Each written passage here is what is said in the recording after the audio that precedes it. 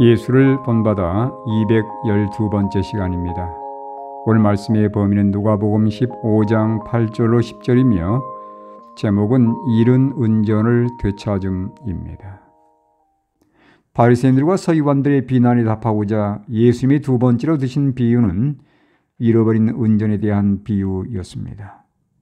드라크마는 은전으로서 한 데나리온과 동일한 가치를 갖고 있었으며 노동자들이 하루 품삯에 해당되는 금액이었습니다. 여인이 가지고 있었던 은전 10립, 즉 10드라크마는 남자가 여자를 아내로 맞이할 때 주는 일종의 결혼 지참금이었습니다. 여인은 이것을 줄에 꿰어 자신의 머리 장식으로 사용했으며 자신이 결혼한 여인임을 드러냈습니다.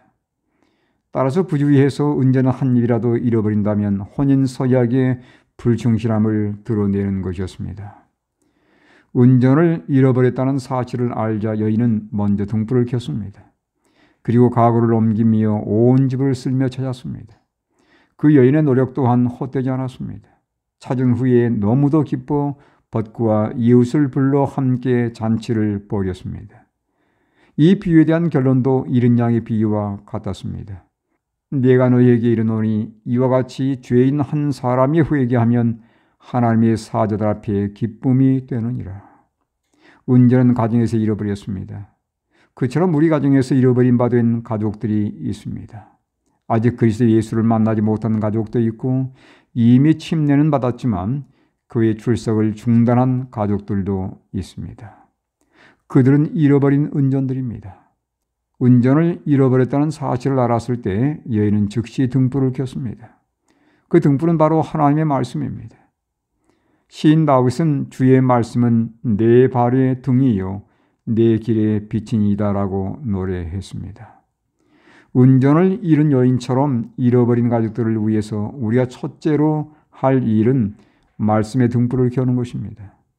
혹 나의 어떤 부주의와 좋지 않은 습관이 잃어버린 가족에게 걸림돌이 되지 않았는지 말씀으로 내 자신의 삶을 면밀하게 비추어 보아야 합니다. 그리고 여인이 집을 쓸며 먼지를 제거했던 것처럼 잃어버린 바 된 가족이 그리스도께로 나오지 못하도록 막고 있는 모든 방해 요소들을 찾아서 제거하는 것입니다. 가족을 구원하는 것이 우리의 첫째 의무가 되어야 하지 않겠습니까? 우리의 자녀들은 하나님이 주신 선물입니다. 시인은 보라 자식들은 여호와의 기업이요 태 열매는 그의 상급이로다 라고 말했습니다.